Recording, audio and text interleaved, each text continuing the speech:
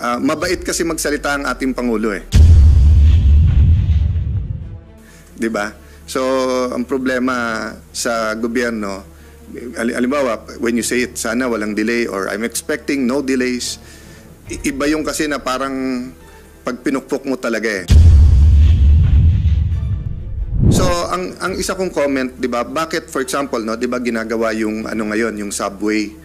Kung dun sa inyo na sing-edad ko, most of you in the room mga bata, but dun sa sing-edad ko and older, if you've been visiting Hong Kong since the late 80s or early 90s, never ka pumunta ng Hong Kong na walang ginagawa sa kanilang subway. Basta't bumisita ka, may isang part nung Hong Kong na ginagawa. So ngayon, after 30 years, konektado na yung buong ilalim, halos pwede mo rin lakarin at nakakabit na lahat ng tren. Lalo ang Japan, pag nakita mo yung Japan, parang ugat ng tao na naghalo-halo yung mga linya ng tren, no?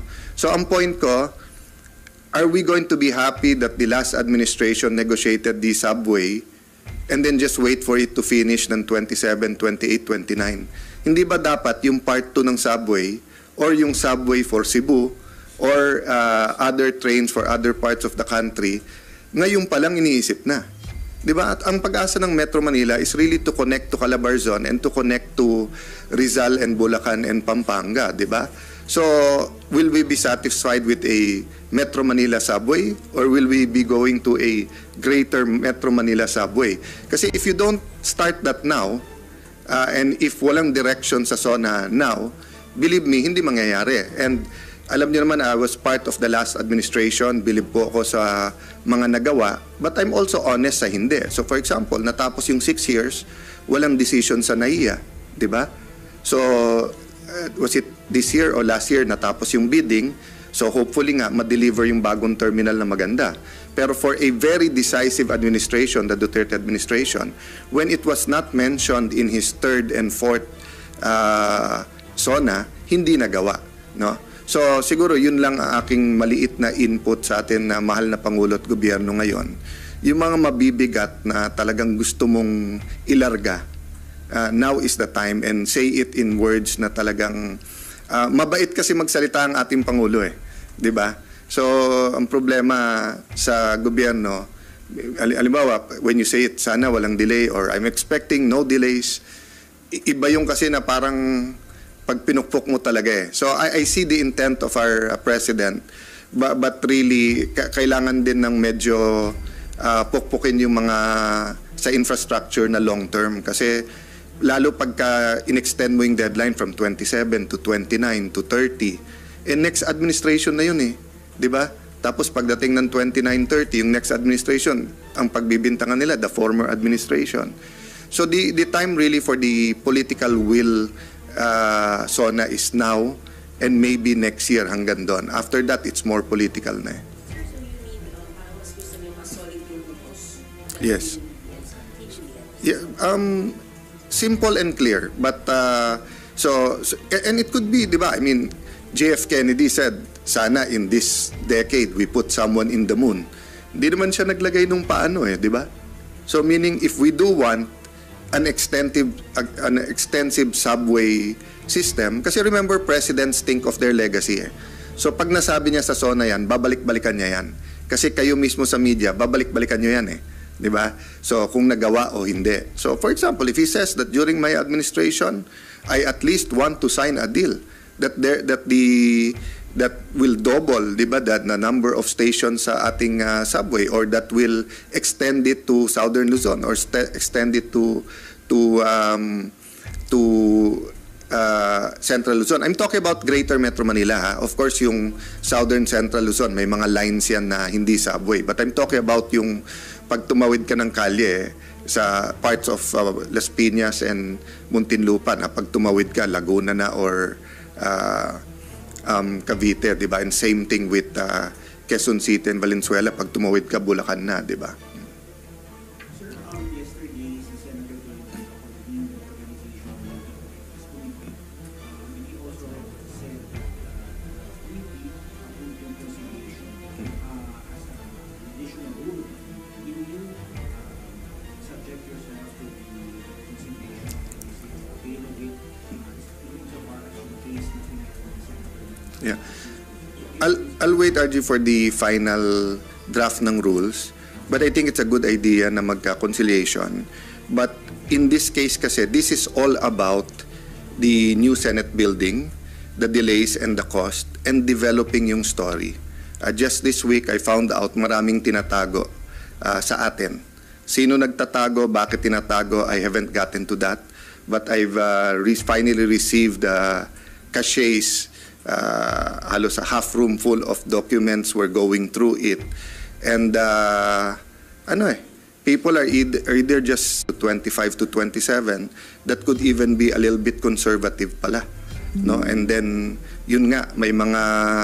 So, I have to consult the Senate President, but I will do my duties.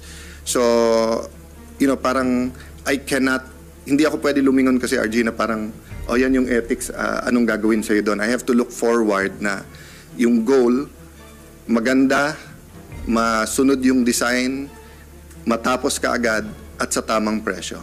Diba? So, but yung sasabihin mo yung facade, 1 billion, ginawang 498, tapos ngayon, lumalabas 2.9 billion, tapos lumalabas may isa pang design na hindi sinasabi. Malabo yung ganon, di ba? Paano tayo matatapos? I mean, basic naman even sa inyo sa media, transparency, di ba? So, remember, lying is not only not telling you the truth, but it's also telling you the half-truth and then withholding the truth so that you do not come out to the whole truth. That's why pag pinag-oath natin sila, di ba? Sinasabi natin to tell the whole truth and nothing but the truth. Because you can say half-truths or you can say nothing and they'll say that's the truth. Di ba? So that's why siguro akin appeal kay Senator Nancy, sa SCT, sa DPWH, di ba?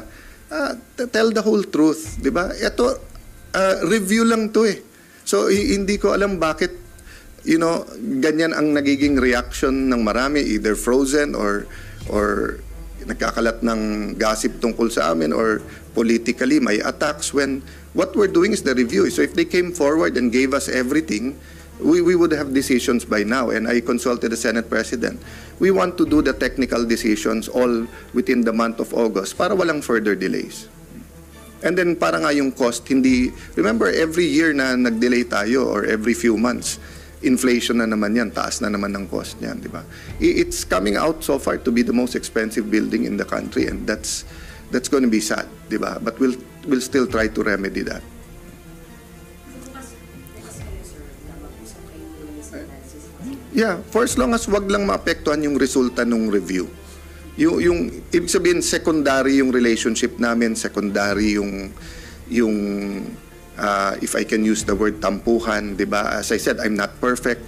I apologize to the public na nireport nyo naman kasi hindi naman dapat ganun talaga mangyari. But because of that, God works in mysterious ways. Maraming lumabas, no? At marami kaming nakita ngayon. Di ba? Sorry, sir, yung mag-isa na lang po sa akin. Kung sabi niyo maraming lumabas na mga sikreto, sir, galing DPWH, sir, yung mga documents, sir. Halo-halo na. Ibig sabihin yung pag sinundan mo yung dalawang hearing, kumbaga parang para kang galing EDSA Makati papuntang Quezon City. Yung pala hindi pinakita sa atin. Meron din palang isang kalye na papunta din Quezon City or papunta sa ibang lugar pero C5 naman pala yung daan. So that's what I'm saying, they're not being forthright, di ba? That's not good kasi nga hindi natin ma-evaluate ng mabuti kung ganyan ang sasabihin. They're not being forthright to DPWH, sir. Many people. So let me continue my review but I will make the statement kung sino-sino sila, di ba? That's why nga I will not be distracted by Senator Nancy or the Ethics Committee kasi nga now if they wanna come forward and di ba yung parating sinasabi usap-usap, sabi ko lang, simple naman sinabi ko sa kanilang lahat, pwede ba bago kayo mag-usap, bigyan niyo ako ng briefer. And specify ko gumawa na kayo ng timeline, lagay niyo yung significant contracts at saka lagyan niyo lang. Para pag nag-usap, may pag-uusapan tayo. Sir, di ba? May senador o presenado? Ang? Na pwedeng ma-deal. Wala pang diin-diin kasi nga... Yung discover nyo na parang mga masikot-sikot. Well, to be honest, ngayon parang all of the above kasi Lumipas yung 2 hearing, wala namang isang lumapit sa akin. Sabi, boss, yung sa hearing nyo, tama pero mali din ha. Or tama pero hindi lahat sinasabi sa inyo ha. Babae. So far, yung nga sabihin ko, I do not know who is most guilty and sinong natatakot lang or tingin nila wala sa kanilang position to speak out. But I'm just saying, di ba, para tayo nag-press con ngayon, tapos paglabas ko, sinabi ng staff ko, sir, mali pala yung sinabi mo ha, kasi ito yung kalahati ng briefer. Di ba, parang ganun yung nangyayari. Parang after every hearing, may dadating na dokumento, mali na pala yung pinag-usapan kasi luma na pala yun. Maybe get your comment na parang since malapit din ngayon sa dating Pangulong Duterte, nadadawit yung pangalan niya ngayon sa Pogo and when it comes to sa business management. Well, first and foremost, I think more than capable naman to defend himself, President Duterte, si E.S. Miguel Dia, and I think he's been forthright naman sa policy niya. Remember, hindi ko alam ilan kami, but ako yung siguro pinaka-outspoken sa kabinete and even sa when I was speaker against all forms of gambling, especially online, isabong, and Pogo. Diba? That's why to this date, from the start, the city of Taguig did not allow any Pogo in Taguig because nga, it's just like legal gaming forms, parating may unintended consequences yan. Having said that, it's on the record naman that Mr. Yang was his advisor and ako, nakatutok din ako sa developments. Nanonood din ako kung ano mangyayari. Ang akin lang kasi, di ba, just like kay former Secretary Harry Roque, iklaro natin kung ano yung accusation and let's make sure kompleto yung facts, di ba? So, kasi hindi mo naman kailangan ng trial by publicity kung klaro yung facts, di ba? So, for me, it's clear saan ang strengths, saan ang weaknesses ng bawat administrasyon, nung last administration. And I really disagreed na even China, the government of China, ayaw nila ng Pogo. They've been lobbying not only sa Pilipinas but I think is it Cambodia ba? And parang 3 tayong bansa na sinasabihan talaga nila na wag kayong pumayag dyan. So, of course, ang argument parati ng PAGCOR yung revenues. But hindi natin kinikwenta magkano ba ginagastos natin sa peace and order? Magkano ba yung nawawala sa scam, sa pangloloko? Ano ba yung tinatanim natin sa next generation, di ba? So, wala pa akong country na nakita, lalo sa mga online gaming, di ba, na talagang umunlad dahil dyan mabait kasi magsalita ang ating Pangulo di ba? So, ang problema sa gobyerno, halimbawa, when you say it, sana walang delay or I'm expecting no delays, iba yung kasi na parang pag pinukpok mo talaga So, ang isa kong comment, 'di ba? Bakit for example, 'di ba ginagawa yung ngayon, yung subway? Kung dun sa inyo na sing-edad ko, most of you in the room mga bata, but dun sa sing-edad ko and older, if you've been visiting Hong Kong since the late 80s or early 90s, never ka pumunta ng Hong Kong na walang ginagawa sa kanilang subway. Basta't bumisita ka, may isang part nung Hong Kong na ginagawa. So ngayon, after 30 years, konektado na yung buong ilalim, halos pwede mo rin lakarin at nakakabit na lahat ng tren. Lalo ang Japan, pag nakita mo yung Japan, parang ugat ng tao na naghalo-halo yung mga linya ng tren, no? So ang point ko, are we going to be happy that the last administration negotiated the subway and then just wait for it to finish ng 27, 28, 29? Hindi ba dapat yung part 2 ng subway or yung subway for Cebu or other trains for other parts of the country, ngayon pa lang iniisip na? Diba? At ang pag-asa ng Metro Manila is really to connect to Calabarzon and to connect to Rizal and Bulacan and Pampanga, diba? So, will we be satisfied with a Metro Manila subway or will we be going to a greater Metro Manila subway? Kasi if you don't start that now, and if walang direction sa SONA now, believe me, hindi mangyayari. And alam niyo naman, I was part of the last administration. Bilib po ako sa mga nagawa. But I'm also honest sa hindi. So for example, natapos yung 6 years, walang decision sa NAIA. Di ba? So, was it this year or last year natapos yung bidding? So hopefully nga, ma-deliver yung bagong terminal na maganda. Pero for a very decisive administration, the Duterte administration, when it was not mentioned in his 3rd and 4th SONA, hindi nagawa. No? So siguro yun lang ang aking maliit na input sa atin na mahal na Pangulo at Gobyerno ngayon. Yung mga mabibigat na talagang gusto mong ilarga, now is the time, and say it in words na talagang mabait kasi magsalita ang ating Pangulo eh. 'Di ba? So ang problema sa gobyerno, halimbawa, when you say it, sana walang delay or I'm expecting no delays, iba yung kasi na parang pag pinukpok mo talaga eh. So I see the intent of our president, but really kailangan din ng medyo pukpukin yung mga sa infrastructure na long term, kasi lalo pagka in-extend mo yung deadline from 27 to 29 to 30, next administration na yun eh, di ba? Tapos pagdating ng 29-30, yung next administration, ang pagbibintangan nila, the former administration.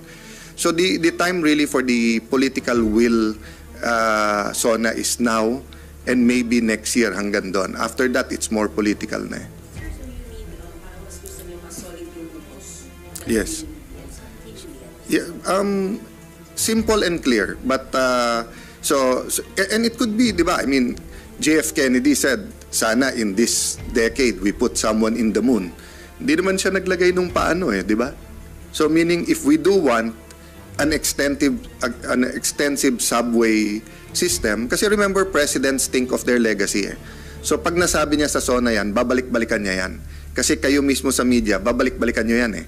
Di ba? So kung nagawa o hindi. So for example, if he says that during my administration, I at least want to sign a deal that will double, di ba, that the number of stations sa ating subway, or that will extend it to Southern Luzon, or extend it to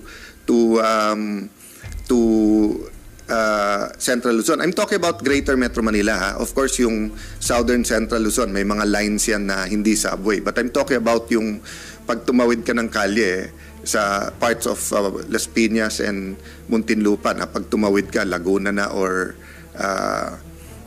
Cavite, di ba? And same thing with Quezon City and Valenzuela, pag tumawid ka, Bulacan na, di ba?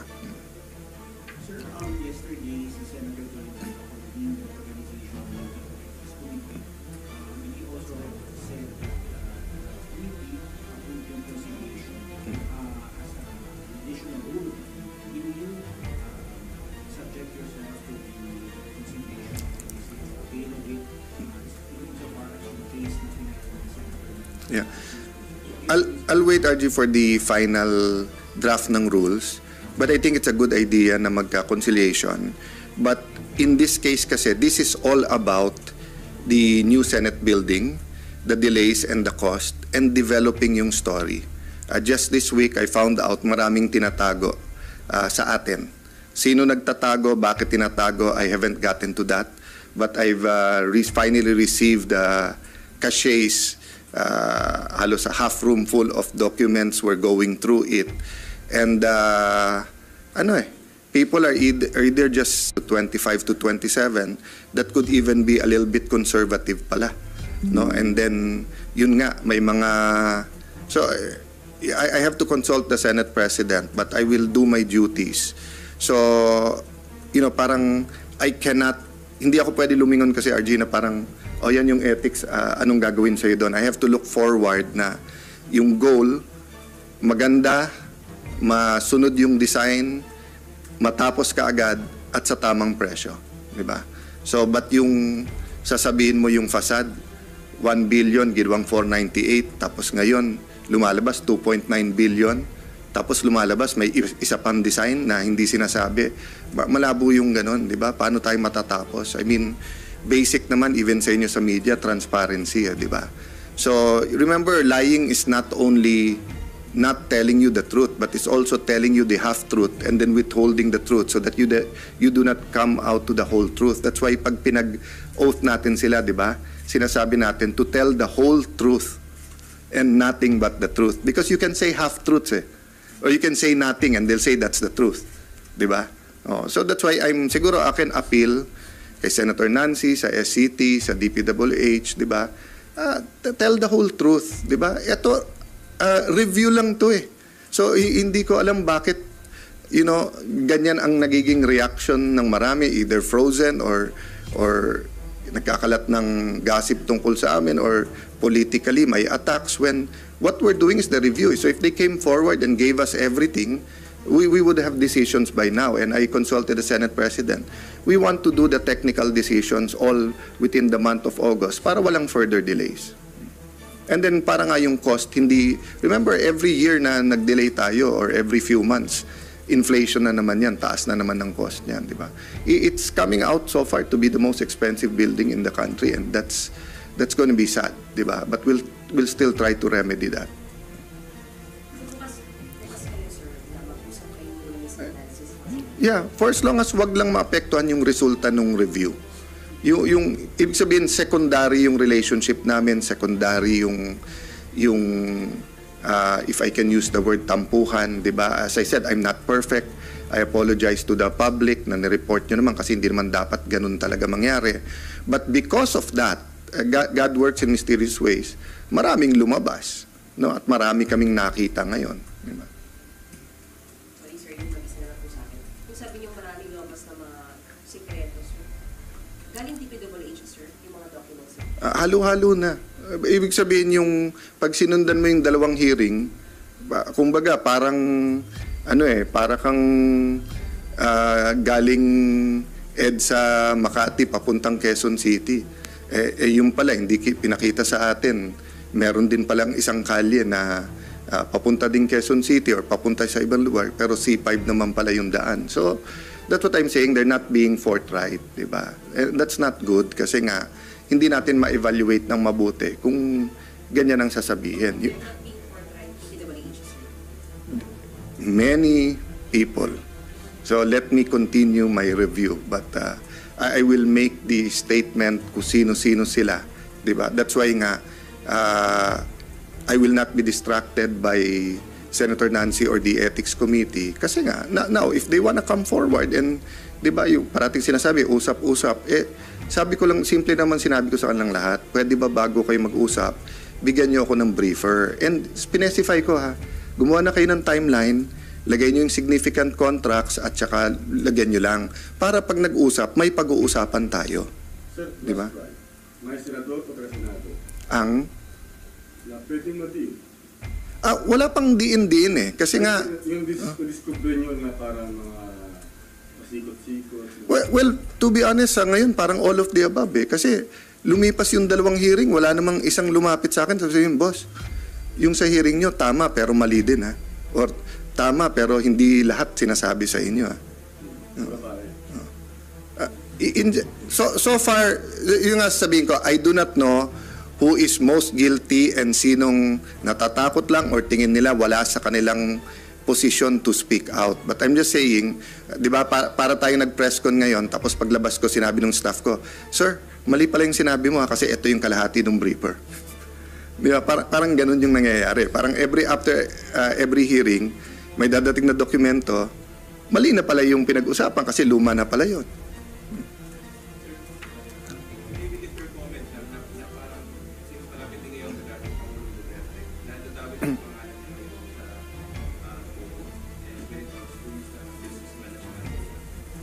Well, first and foremost, I think more than capable naman to defend himself, President Duterte, si E.S. Miguel Dia, and I think he's been forthright naman sa policy niya. Remember, hindi ko alam ilan kami, but ako yung siguro pinaka-outspoken sa kabinete and even when I was speaker against all forms of gambling, especially online, isabong, and pogo.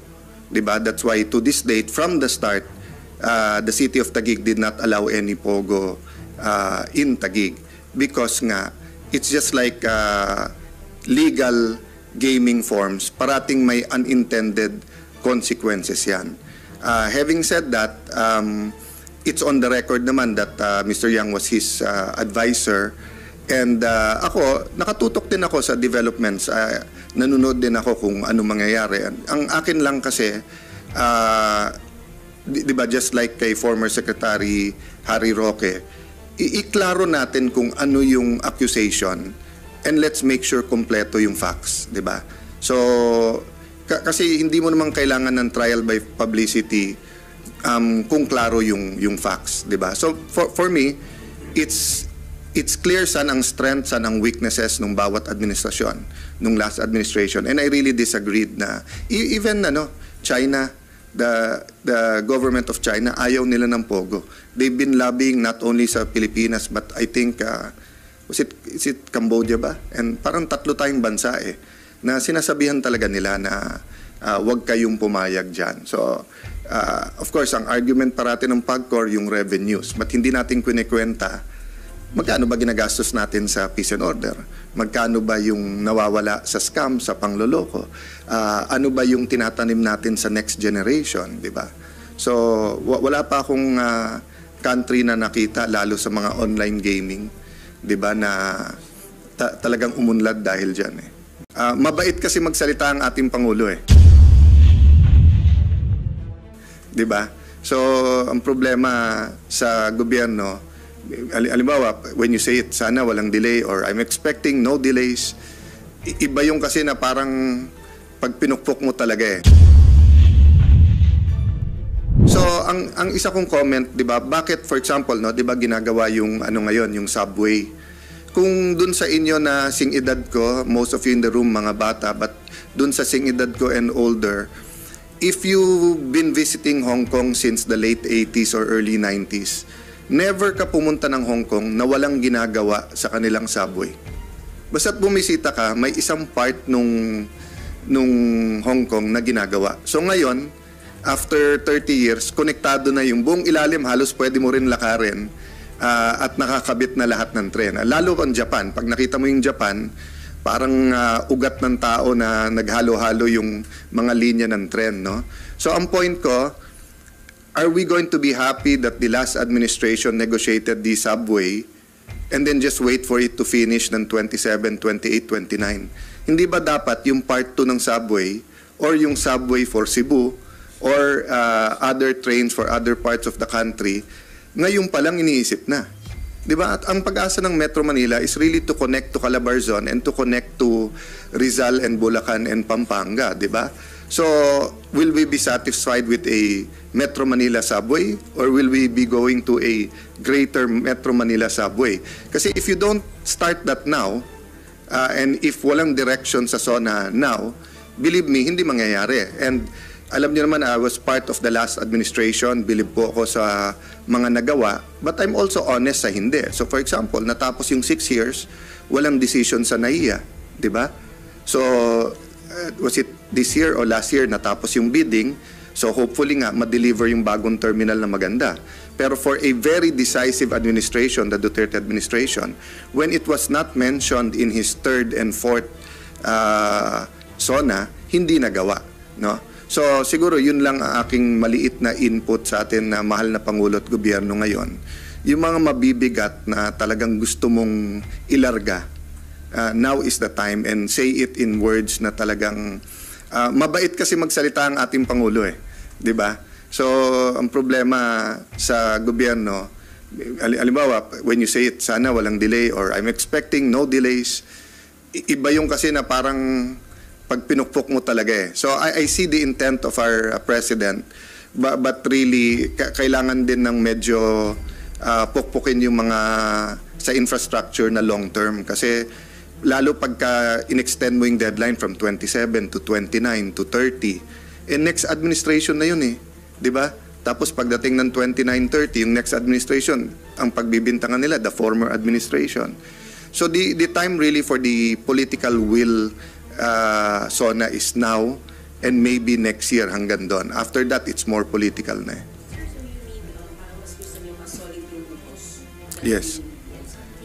Yeah, simple and clear, but and it could be, di ba? I mean, JF Kennedy said, sana in this decade we put someone in the moon. Hindi naman siya naglagay nung paano di ba? So meaning if we do want an extensive subway system. Kasi remember, presidents think of their legacy eh. So pag nasabi niya sa SONA yan, babalik-balikan niya yan. Kasi kayo mismo sa media, babalik-balikan niyo yan eh. Di ba? So kung nagawa o hindi. So for example, if he says that during my administration, I at least want to sign a deal that will double, di ba, that na number of stations sa ating subway, or that will extend it to Southern Luzon, or extend it to Central Luzon. I'm talking about Greater Metro Manila, ha? Of course, yung Southern Central Luzon, may mga lines yan na hindi subway. But I'm talking about yung pag tumawid ka ng kalye sa parts of Las Piñas and Muntinlupa, na pag tumawid ka, Laguna na or Cavite, di ba? And same thing with Quezon City and Valenzuela, pag tumawid ka, Bulacan na, di ba? Sir, yesterday, si Senator Tolentino convened the organization of this committee. And he also said that committee approved yung conciliation as an additional rule. Will you subject yourself to the conciliation of the available insofar as yung case na pinagawa ni Senator? Yeah. I'll wait, RG, for the final draft ng rules.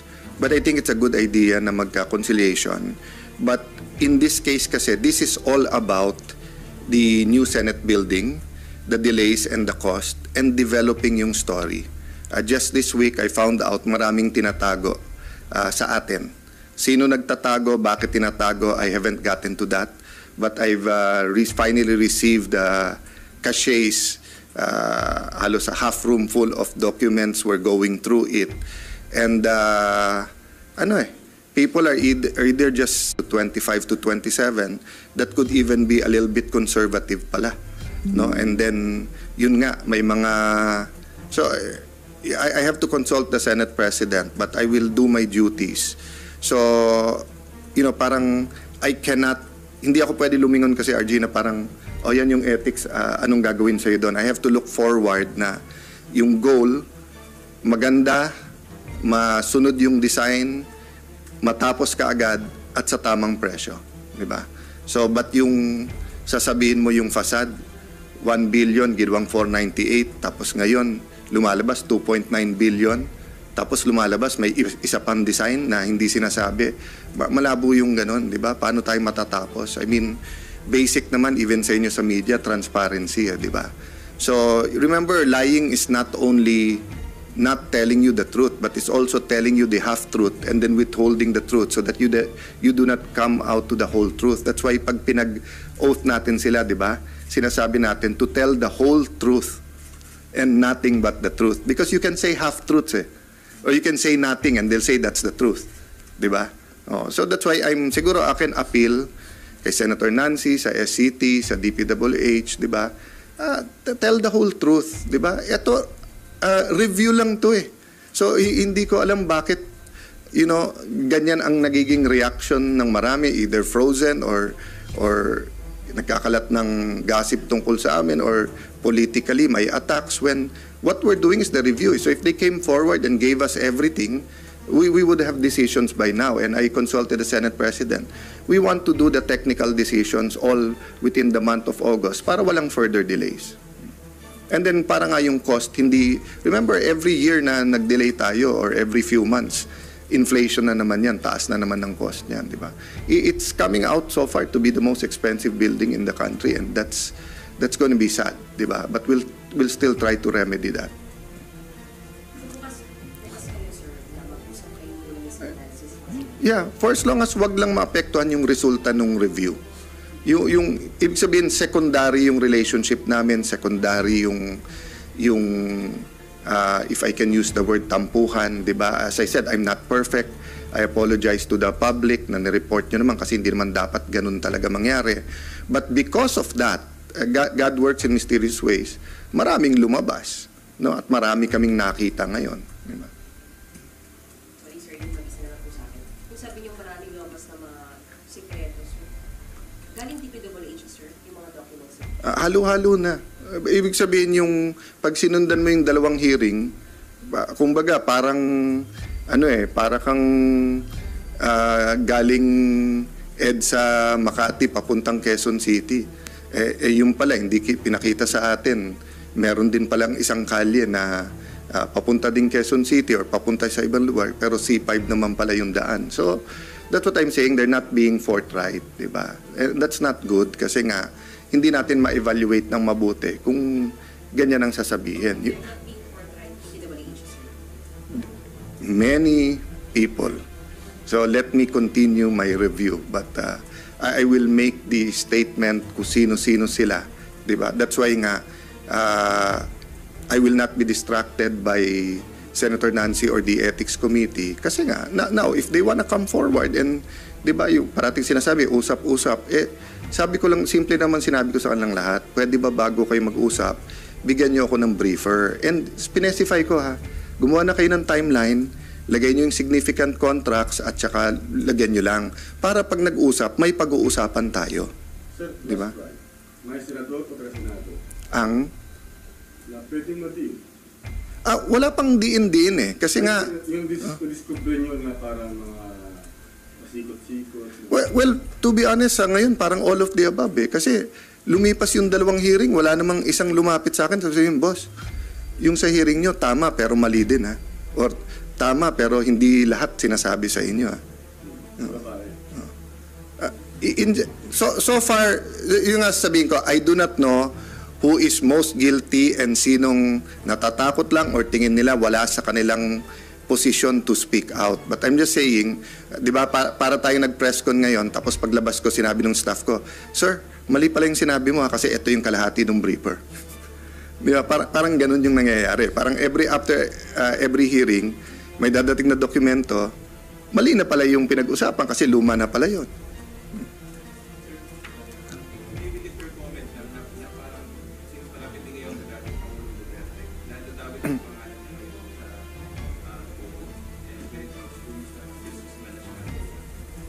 Well, first and foremost, I think more than capable naman to defend himself, President Duterte, si E.S. Miguel Dia, and I think he's been forthright naman sa policy niya. Remember, hindi ko alam ilan kami, but ako yung siguro pinaka-outspoken sa kabinete and even sa when I was speaker against all forms of gambling, especially online, isabong, and pogo. Diba? That's why to this date, from the start, the city of Taguig did not allow any pogo in Taguig because nga it's just like legal gaming forms, parating may unintended consequences yan. Having said that, it's on the record naman that Mr. Yang was his advisor, and ako, nakatutok din ako sa developments, nanonood din ako kung ano mangyayari. Ang akin lang kasi, di ba, just like kay former Secretary Harry Roque, iklaro natin kung ano yung accusation and let's make sure kompleto yung facts, di ba?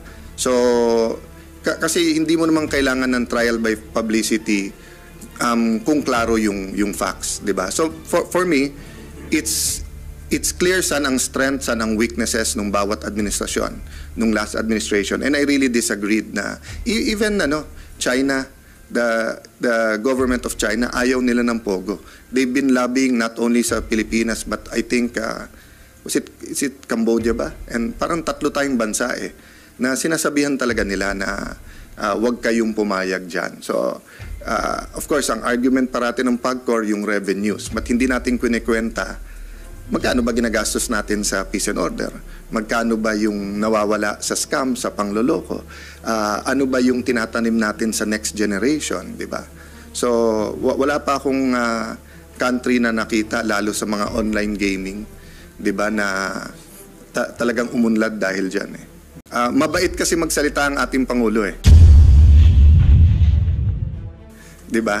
So, ang problema sa gobyerno, halimbawa, when you say it, sana walang delay or I'm expecting no delays, iba yung kasi na parang pag pinukpok mo talaga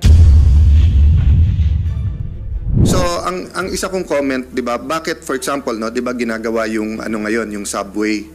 Kung dun sa inyo na sing-edad ko, most of you in the room, mga bata, but dun sa sing-edad ko and older, if you've been visiting Hong Kong since the late 80s or early 90s, never ka pumunta ng Hong Kong na walang ginagawa sa kanilang subway.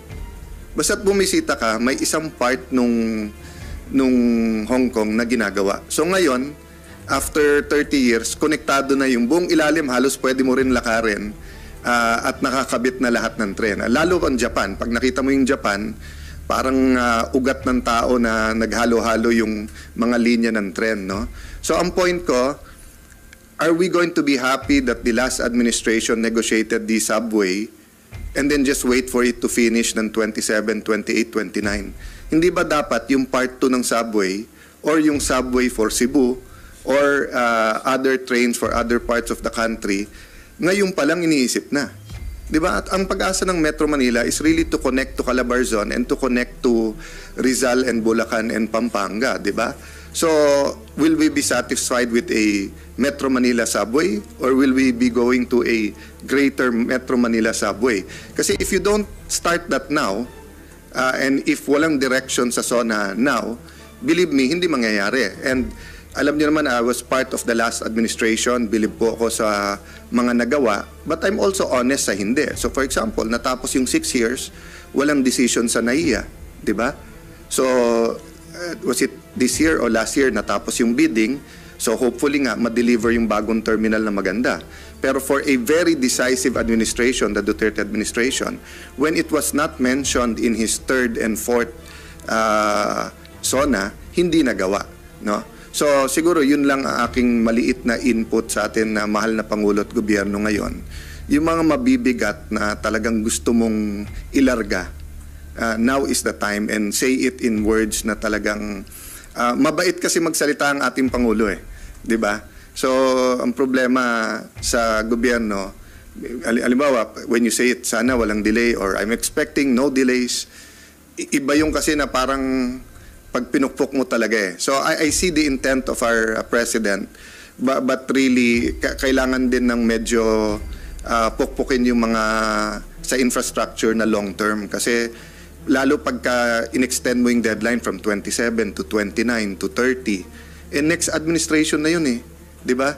Tapos pagdating ng 29-30, yung next administration, ang pagbibintangan nila, the former administration. So the time really for the political will SONA is now and maybe next year hanggang doon. After that, it's more political na eh. So you mean, parang mas gusto niyo mas solid yung grupos? Yes. Yeah, simple and clear, but and it could be, di ba? I mean, JF Kennedy said, sana in this decade we put someone in the moon. Hindi naman siya naglagay nung paano eh, di ba? So meaning if we do want an extensive subway system, kasi remember, presidents think of their legacy eh. So pag nasabi niya sa SONA yan, babalik-balikan niya yan. Kasi kayo mismo sa media, babalik-balikan niyo yan eh. Di ba? So kung nagawa o hindi. So for example, if he says that during my administration, I at least want to sign a deal that will double, di ba, that na number of stations sa ating subway, or that will extend it to Southern Luzon or extend it to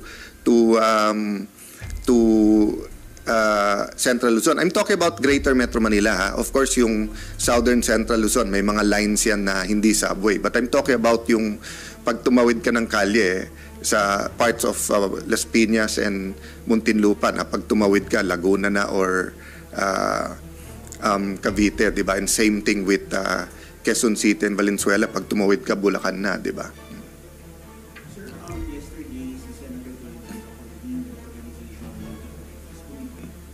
And he also said that the committee approved yung conciliation as an additional rule. Will you subject yourself to the conciliation of the available insofar as yung case na pinagawa ni Senator? Yeah. I'll wait, RG, for the final draft ng rules. But I think it's a good idea na magka-conciliation. But in this case kasi, this is all about the new Senate building, the delays and the cost, and developing yung story. Just this week, I found out maraming tinatago sa atin. Sino nagtatago, bakit tinatago, I haven't gotten to that. But I've finally received caches, halos a half room full of documents. We're going through it. And people are either just 25 to 27 that could even be a little bit conservative pala, no? And then yun nga, may mga, so I have to consult the Senate President, but I will do my duties. So parang I cannot, hindi ako pwede lumingon kasi, RG, na parang yan yung ethics, anong gagawin sa'yo doon. I have to look forward na yung goal maganda, masunod yung design, matapos ka agad at sa tamang presyo, di ba? So but yung sasabihin mo yung facade 1 billion ginawang 498, tapos ngayon lumalabas 2.9 billion, tapos lumalabas may isa pang design na hindi sinasabi. Malabo yung ganun, di ba? Paano tayo matatapos? I mean, basic naman even sa inyo sa media, transparency, di ba? So remember, lying is not only not telling you the truth, but it's also telling you the half-truth and then withholding the truth so that you do not come out to the whole truth. That's why pag pinag-oath natin sila, di ba? Sinasabi natin to tell the whole truth and nothing but the truth. Because you can say half-truths or you can say nothing and they'll say that's the truth. Di ba? So that's why siguro I can appeal kay Senator Nancy, sa SCT, sa DPWH, di ba? Tell the whole truth, di ba? Ito, review lang to eh. So hindi ko alam bakit ganyan ang nagiging reaction ng marami, either frozen or nagkakalat ng gossip tungkol sa amin or politically may attacks when what we're doing is the review. So if they came forward and gave us everything, we would have decisions by now, and I consulted the Senate President. We want to do the technical decisions all within the month of August para walang further delays. And then para nga yung cost, remember every year na nag-delay tayo or every few months, inflation na naman yan, taas na naman ng cost niyan, di ba? It's coming out so far to be the most expensive building in the country, and that's going to be sad, di ba? But we'll still try to remedy that.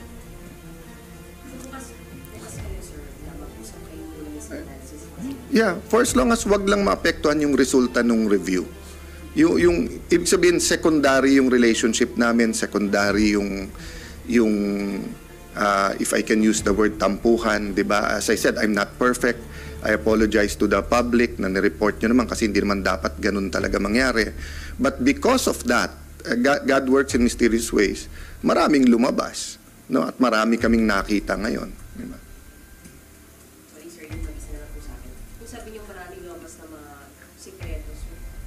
Galing DPWH, sir, yung mga documents. Halo-halo na. Ibig sabihin yung pag sinundan mo yung dalawang hearing, kumbaga parang para kang galing EDSA Makati papuntang Quezon City. Yung pala hindi pinakita sa atin. Meron din palang isang kalye na papunta din Quezon City or papunta sa ibang lugar, pero C5 naman pala yung daan. So that's what I'm saying, they're not being forthright, di ba? That's not good kasi nga hindi natin ma-evaluate ng mabuti kung ganyan ang sasabihin. Many people. So let me continue my review, but I will make the statement kung sino-sino sila, di ba? That's why nga I will not be distracted by Senator Nancy or the Ethics Committee. Kasi nga, now, if they wanna come forward and, di ba, yung parating sinasabi, usap-usap, sabi ko lang, simple naman sinabi ko sa kanilang lahat, pwede ba bago kayo mag-usap, bigyan nyo ako ng briefer. And specify ko gumawa na kayo ng timeline, lagay nyo yung significant contracts at saka lagyan nyo lang. Para pag nag-usap, may pag-uusapan tayo. Sir, di ba? Mga senador o taga-senado? Ang? Na pwedeng ma-deal. Wala pang diin-diin eh. Kasi nga... Yung discover nyo na parang mga pasikot-sikot. Well, to be honest, ngayon parang all of the above eh. Kasi lumipas yung dalawang hearing, wala namang isang lumapit sa akin. Sabi boss, yung sa hearing nyo, tama pero mali din ha. Or tama pero hindi lahat sinasabi sa inyo ha.